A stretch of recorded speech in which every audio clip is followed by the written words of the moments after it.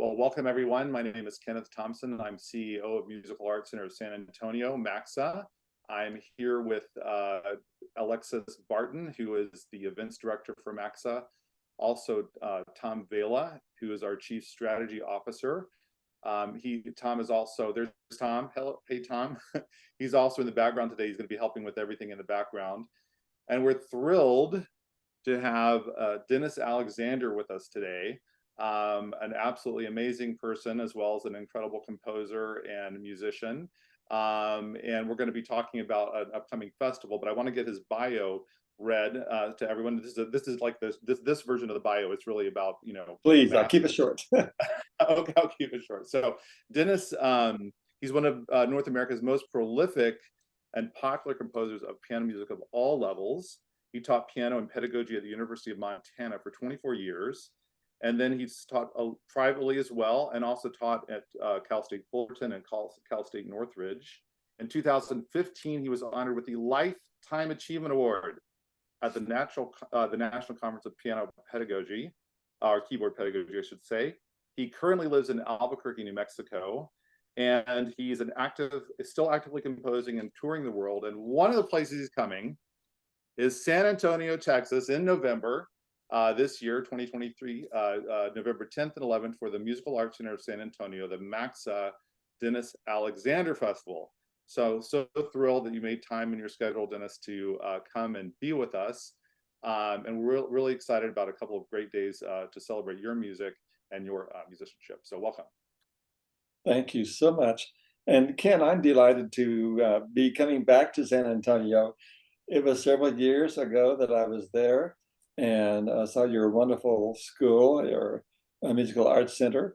So I am thrilled to be coming back, and I really look forward to this weekend in November.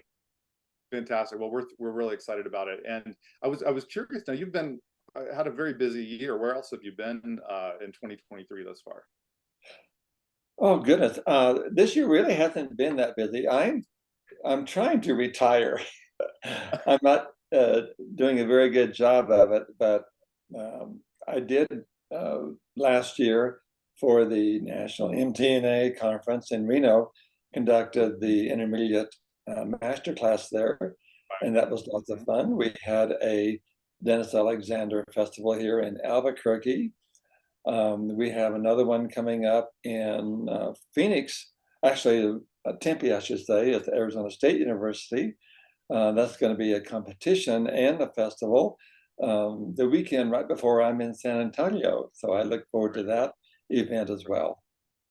You know, I have to say, for those of us who love your music so much, we kind of don't want you to retire. As a friend, I want you to retire for your life, but I don't want you to retire because you write such amazing music, and like the nocturnes that you came out with published recently were just so touching and amazing, and you just keep churning out just masterpieces, and it's really selfishly we want you to keep writing, but anyway, so I wanted to also mention some of the things you're going to be doing here on Friday the 10th. We're going to have you do a teacher workshop on music and movement in music, and Yes. then you're going to be doing a showcase of your music as well.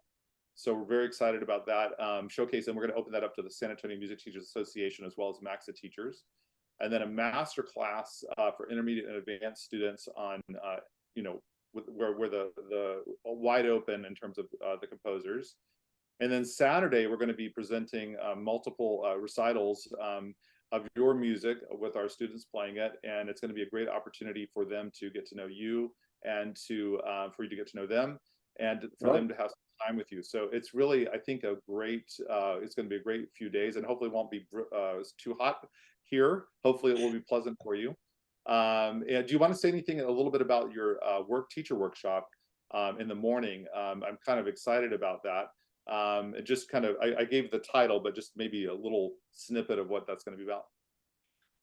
Well, that workshop, which is, as you mentioned, called Music in Motion, it's one of my favorite topics because I feel that so many young students, when I often see them performing, might have very good digital technique, good rhythm, but they're often lacking in the ability to know exactly how to move their body with the music so that they really look convincing and artistic overall.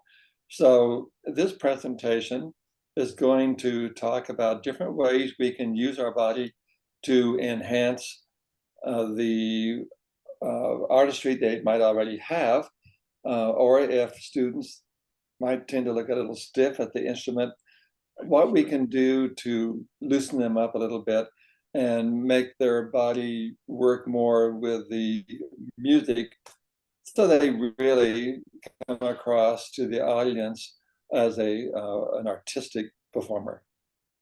That's fantastic. Yeah, there's so much to performing. There's the sound, there's the timing, the physicality, all that works together. And you're right. Sometimes it's almost like, and this is not what you want to do, is you have people like, well, we're going to add all the emotion and the physicalness later, and you really Right. want to be founded in the sound and the physicality and the and that. Well, these are skills that really need to be taught, I think, during the first couple of years of lessons. And sometimes I think some teachers make the mistake of waiting until they're doing intermediate repertoire before they really get into talking about choreography and movement. So these are things that I think are so important to incorporate very early on in our teaching. Awesome. Well, that's going to be really, really impactful. So I'm excited to hear that.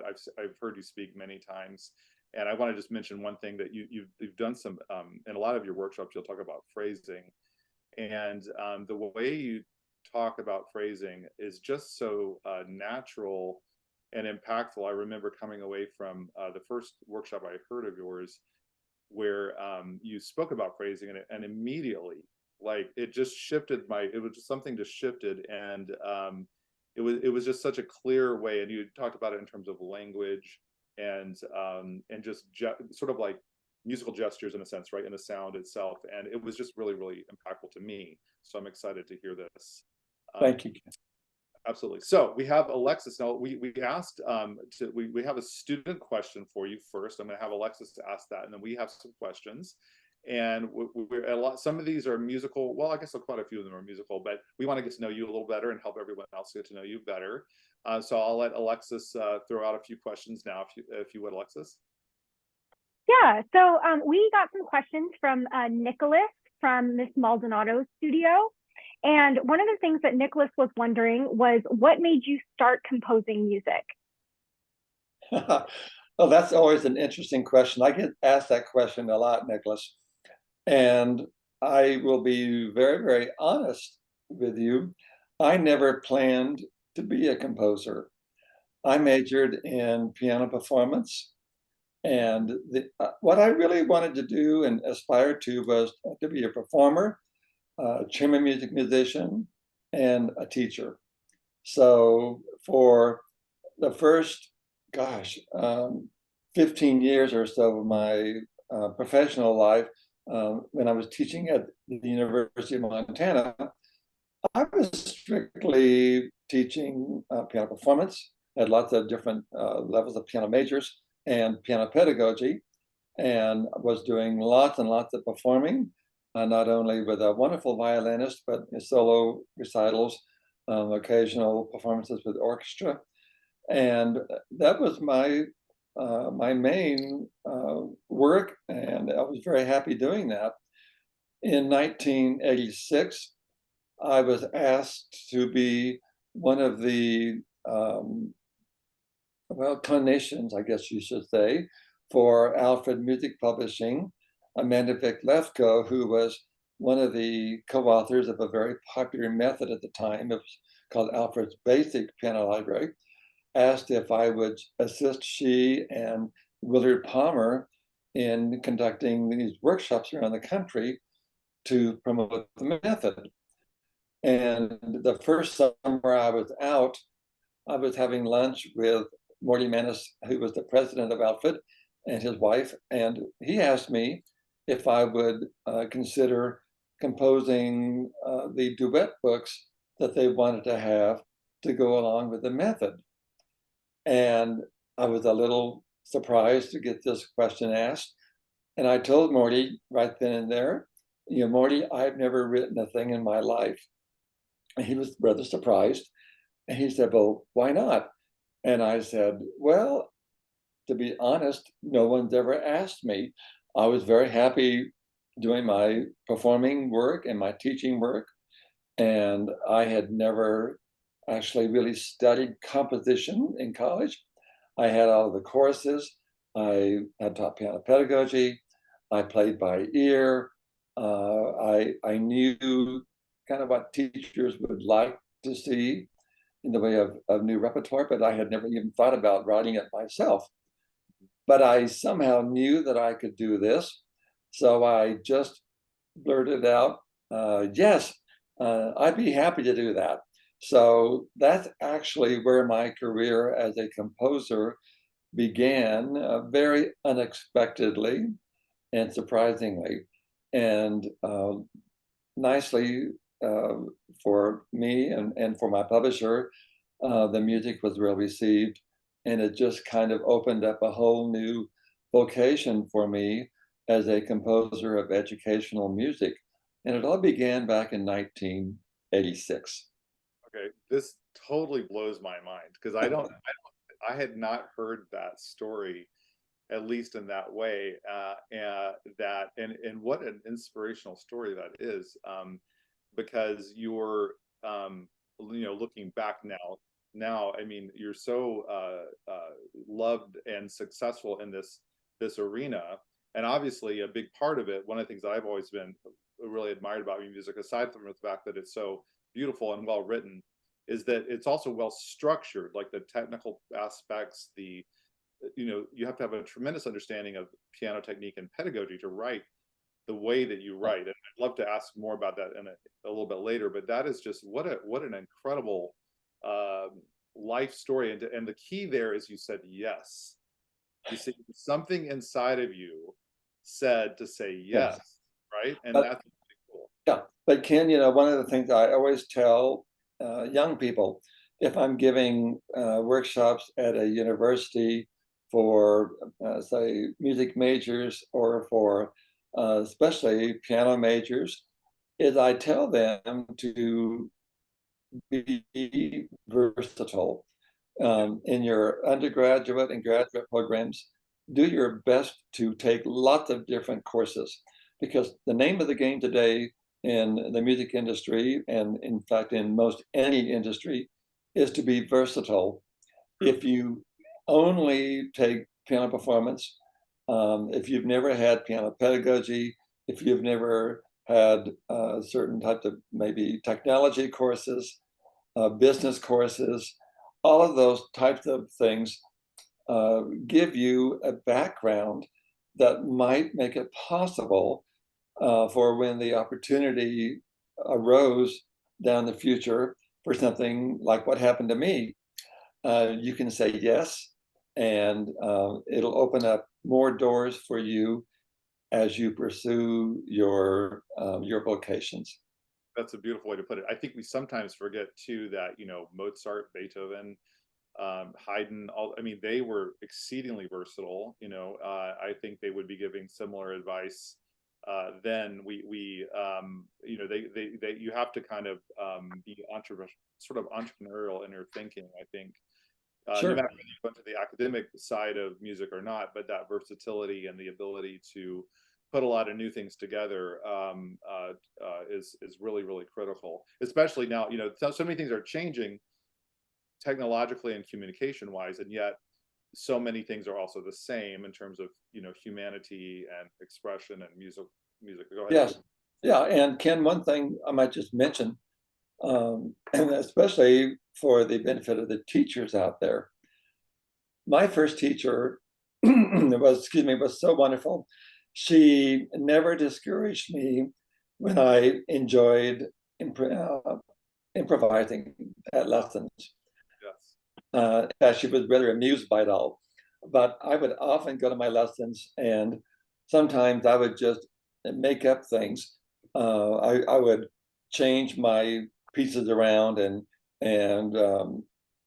go into different keys and improvise the melodies differently. And I'm so grateful that she allowed me that freedom to improvise in different keys and just express my my own creative mind. She also played lots and lots and lots of duets with me when I was first taking lessons. And that was always so much fun. But I think that having the ability to improvise and never having been discouraged from doing it was very instrumental for me later on in my life when I had this opportunity present itself to compose music for young people. So I was very grateful to my first piano teacher for that background that I had. You know, I'm gonna there's two things, and I know we have to get to more questions. This is the first question. Already we're chasing the rabbits down the holes, but one thing you said, what I think the improvisation is key. I actually just started to take lessons in improvisation myself because I used to improvise, and then I kind of got away from it and went, tried to learn how to play all this complex music, and now I'm trying to reconnect to that. But the one key thing, that this is something I try to really emphasize to people, you touched on, is the first teacher is what I think of the first teacher as the most important teacher. Yes, absolutely. I totally agree. That is exactly what it's amazing when you talk to people and you dig a little bit into their experience with their very first teacher. And it could be almost in anything, but it's usually the thing that they ended up really connecting with as their life work. It's just, we owe such a great debt to the great first teachers. And I think we need to remind parents to be very, very mindful when they're looking for a first teacher. Yes, That is so critically important. yes. Sometimes I find out that people whom I know are looking for a teacher, and their first thought is to find a teacher that's really close by, that's convenient, where they won't have to spend any time driving for lessons. When I was growing up, my my first teacher lived 10 miles away, and then my next teacher after that lived 40 miles away. And my parents didn't think twice about driving round trip, whether it was fall or winter, to get me to those lessons because they knew I had a really excellent teacher.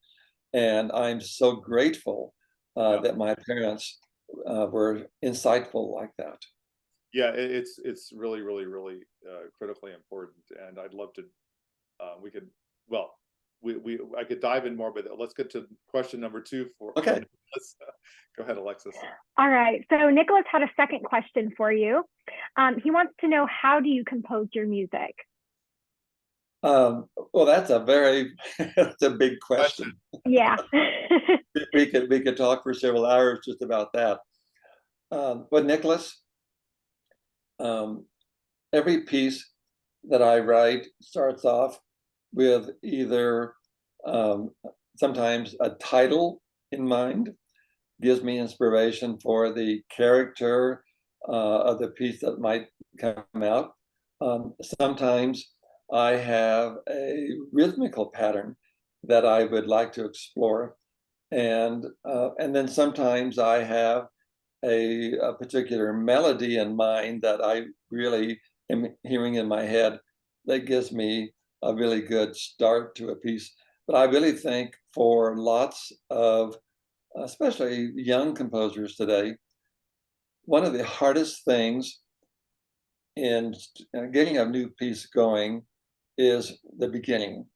So I always encourage them to have either a nice, interesting rhythm that you might want to explore, or just a nice, beautiful melody.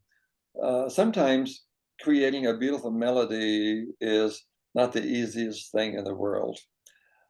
Years ago, when I was teaching at the University of Montana piano pedagogy, one of the projects that I always gave my piano majors was to write a good late elementary teaching piece.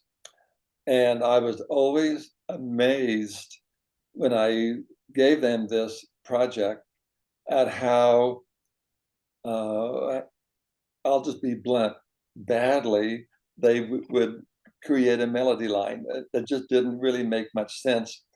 So I think working on getting a beautiful melody takes some thought, and also having a good theory background. I always tell young composers who aspire to write more things, be sure that you study a lot of music theory so that you have that background and experience before you try and compose. But for young composers who haven't had a chance to do this yet, I think there's a wonderful series that was created by a good friend of mine, a fellow composer named Winan Rossi, and the books are called Composition Toolbox. There are 6 levels of those books. And what she often does is she'll give students 2 or 3 or 4 measures of the start of a piece, and then ask them to develop what she gives them to start with. But yeah, as you can see, there's lots of different ways that we composers create music. I know Robert Vandal, who was also a very good friend of mine, had such a knack for interesting rhythms and syncopation. And he told me once that he really almost always started with a rhythmical concept. I tend to be a little more melodic in nature, although I love interesting rhythms too. But most of the time, I like to start with either a really good title, which creates a certain character for a piece, or a good melody line. I hope that answers your question. What do you think, Alexis? You want to ask a follow-up? I think that's great. I mean, I love that you have different avenues of going about it. That gives you a lot of like flexibility and freedom, I'm sure, in your writing. That's definitely answers Nicholas's question. I will tell you, I'm sorry to interrupt.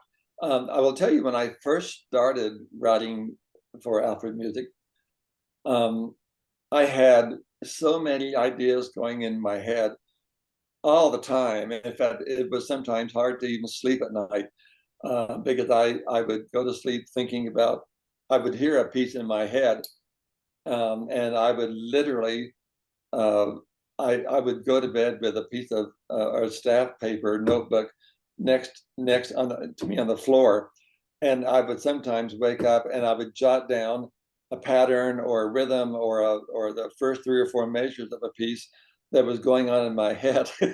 I didn't want to forget it, the next morning, because sometimes I would realize if I lost an idea, it just wouldn't come back. And then other times, when I'm taking my dog for a walk, I would get inspired by something and out of the blue, and I would rush home and get the idea down on paper right away. And then as the years went by, I stopped doing that so much. But it's always kind of interesting to me to talk to other composers too about how they get started with pieces or what their inspiration is. I'll share a funny story with you that Willard Palmer told me many, many years ago. Willard was actually the main composer for Alfred's Basic Piano Library, and lived in Houston, Texas, and just a wonderful creative person, just a musical genius. I always thought a real Renaissance man. Willard told me that he often got his most inspiration when he was taking a bath. And one time he said, Morty Manis, who's the president of Alfred, called him up on the phone. And the first thing Morty said to Willard was, Willard, it's time to take a bath, which meant that he was wanting Willard to come out with something really creative. So I love it. That's fantastic. What you've touched on is I guess part of it is the subconscious and the role of the subconscious in sort of yes. making making sense of all this stimulus and all these ideas that are going on, and then being receptive to what your subconscious brings to you, whether it's in the bath or it would be a little harder to keep your sheets of music paper in the bathtub probably, but but I mean that's actually I think part of the magic of music study is that we do get to tap into these very powerful subconscious forces that sometimes manifest themselves in other artistic endeavors, but sometimes it may be in like, let's say you're studying medicine and you might come up with some really novel solutions, but I think this is part of what we channel in the music world is this subconscious connection. I think that's, you've really touched on that. So Alexis, any other, you have some other good questions, Alexis. Why don't you ask some? Yeah, I do have a few other questions that I came up with for you. And so one of the things I was wanting to know is, what do you like to do outside of music? Because you spend so much time composing and giving workshops and working with students, but what do you do for yourself when you need to like unplug from all of that? Okay. Well, when I was younger and teaching at the University of Montana, I played a lot of racquetball. I had a couple of colleagues who loved racquetball, and it was great exercise. That was one thing I used to do, but I don't do that anymore. I love to read. I'm a real fan of Ken Follett and his historical books of fiction. I don't know if you've ever read some of his books, but they're just absolutely fascinating. And I'm doing the third book right now of the Kingsbridge series.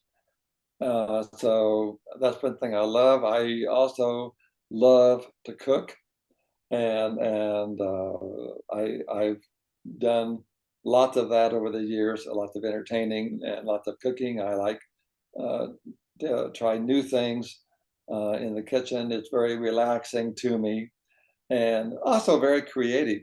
So I like to make fancy desserts and nice presentations and all that sort of thing. And I also love to travel. So I'm hoping that I will have a little more time in the future now to travel to interesting places all over the world. But I've been to many of them, but there's still a lot more that I haven't seen. There's a lot. It's a big world out there. Yes.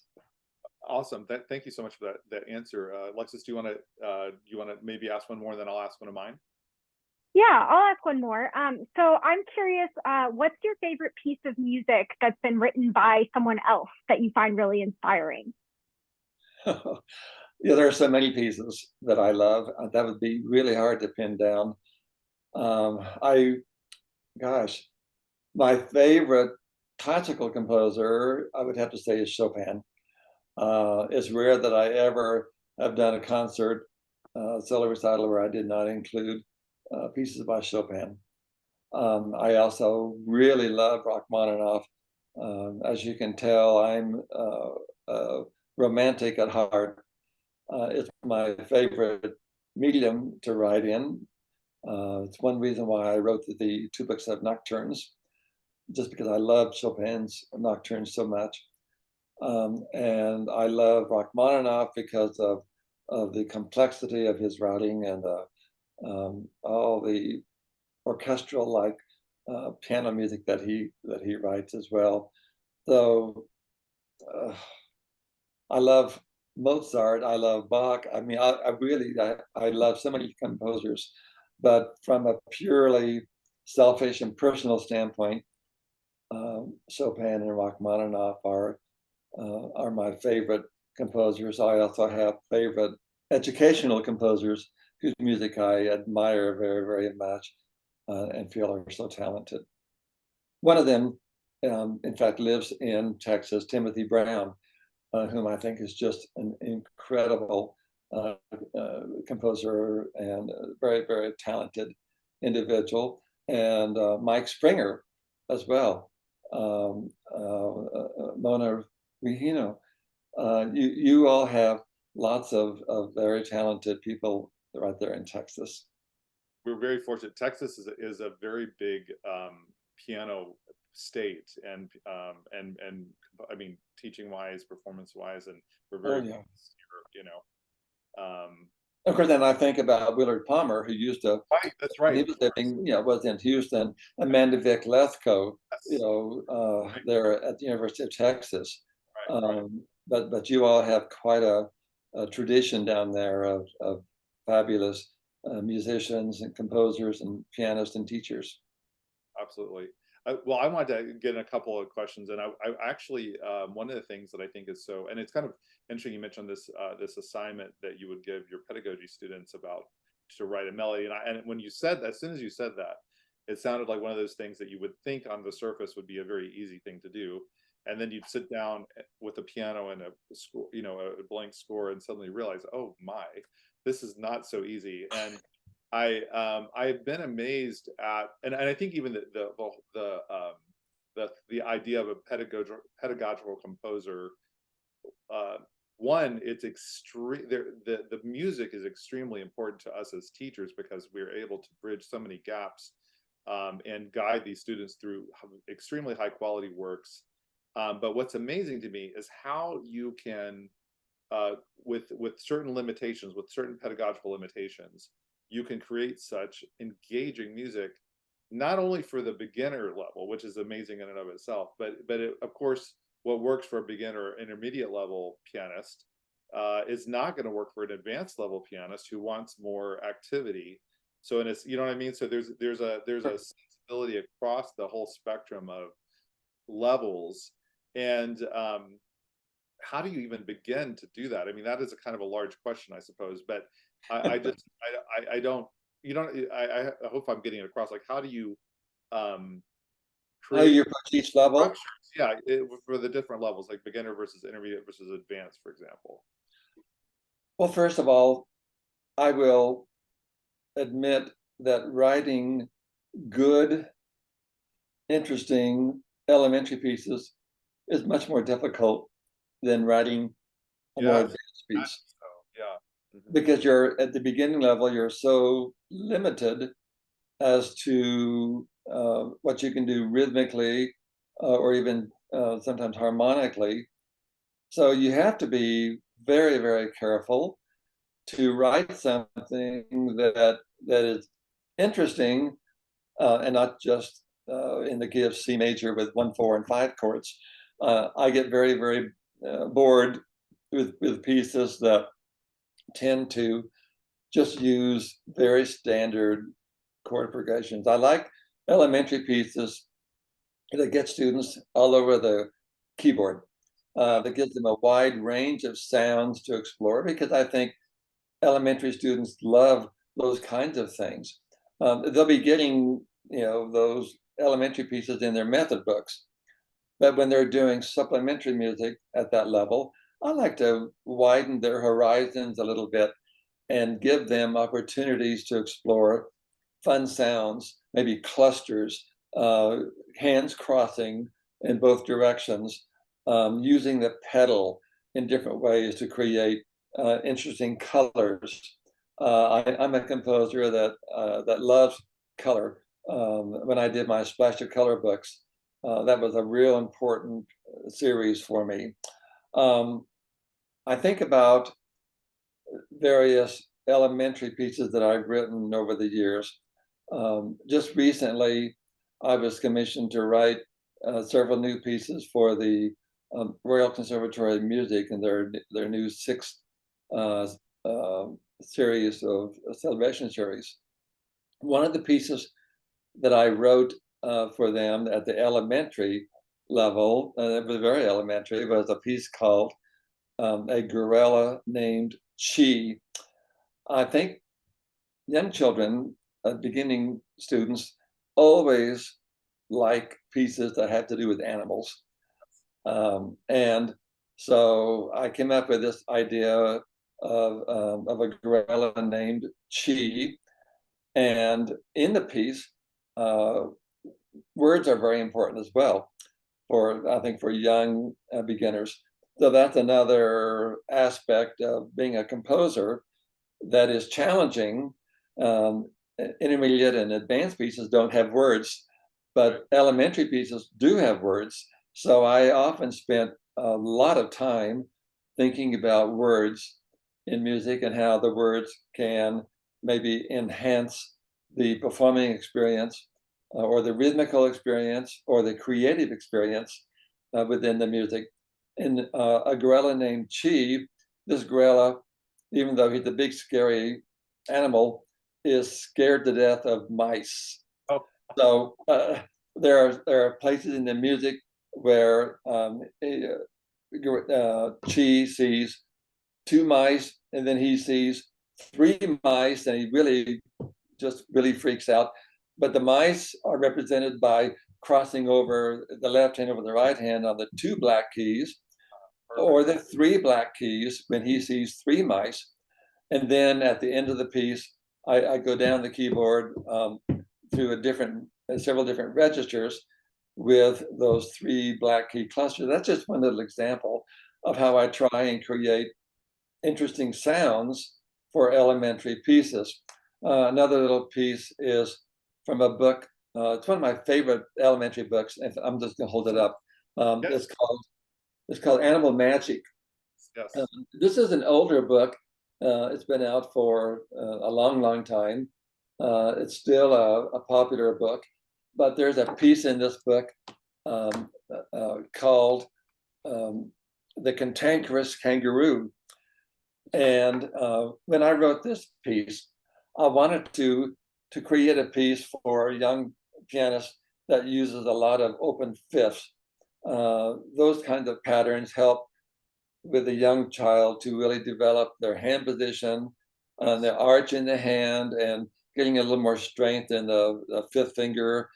And so I started right off with sounds that were dissonant. For instance, if I just replay it, it starts off. So going from this down from the white keys to the black keys, Yes. created a cantankerous sound. And then I also like to create titles for young students that shape their imagination or encourage them to think a little bit differently.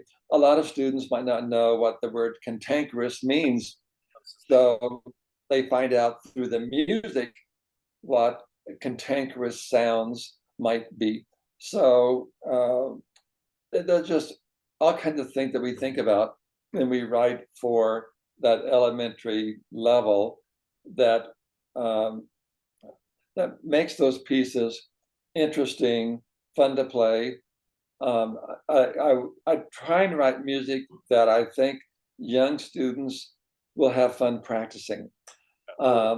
If students don't like the music, they're not going to practice it. It's just as simple. And we all know that from our own teaching experience. They always practice the most the pieces they like. It's true. Yes. And Yeah. the parts of the pieces they like. Yes, right.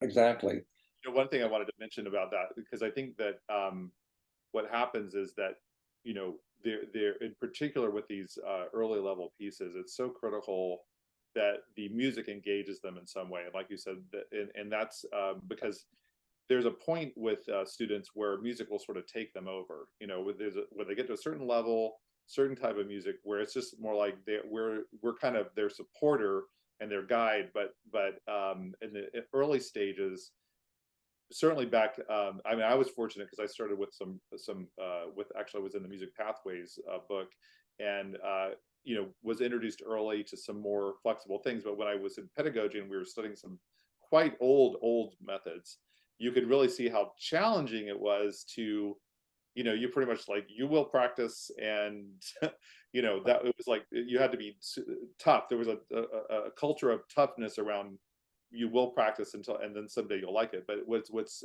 so critical with this music, like you said, engaging the students on all these different levels, because then they're going to do it for themselves, you know. Yes. And once they're doing it for themselves, they're already getting that lifelong benefit of music germinating inside of them, which is what we're really wanting for them, you know.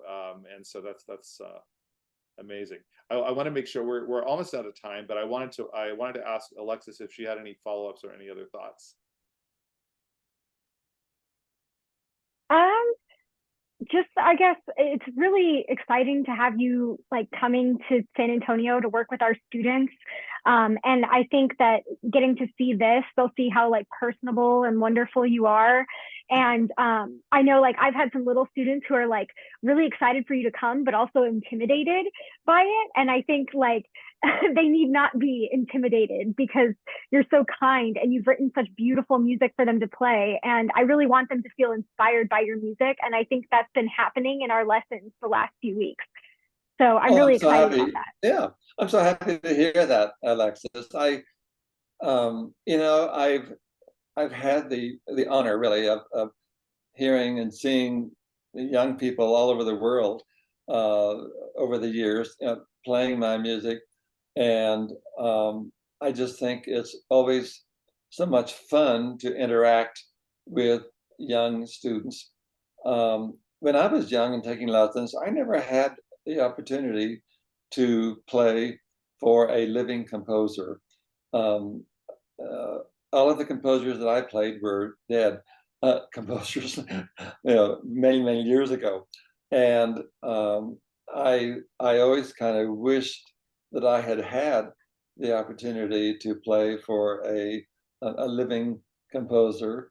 So I think what you all are doing down there is really such a wonderful idea to expose our young pianists to living composers, and giving us not only an opportunity to hear our music being played so well, but giving us an opportunity to say hello and maybe sign a book or get to know these young people as they're exploring their musical life.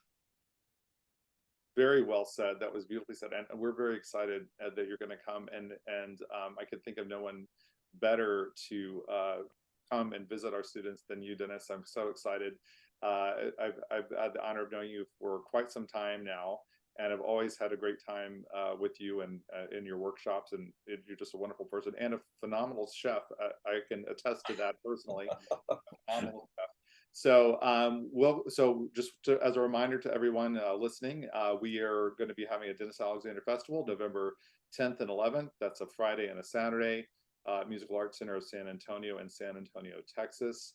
And come and meet Dennis Alexander in person, and let's listen to some wonderful music.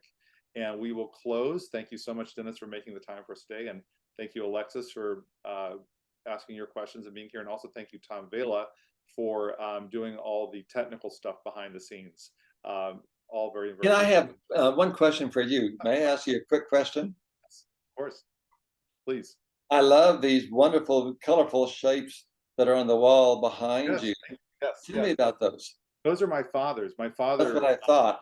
Is an artist, or he passed away about 14 years ago now, and I have hundreds of pieces of his, and these are, what's amazing, these are all made out of wood, and so they look like they're plastic, but he actually, what he would do is he would shape them out. He would sometimes make them out of 2x4s, little chunks of wood that he would shape over a long period of time, and then he would do something like 20 to 25 coats of paint to make them have this incredibly smooth, almost plastic-like surface. And even this, there's a music stand here. I'll show you.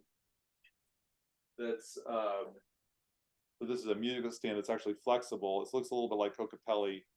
I was just going to say it looked like a Cocapelli. Yeah. See this curve here, which is all. This is all straight pieces of wood. My goodness. Actually, this was a stop sign. Yeah. And then this is a rocking chair. This was part of a rocking chair. Oh my gosh.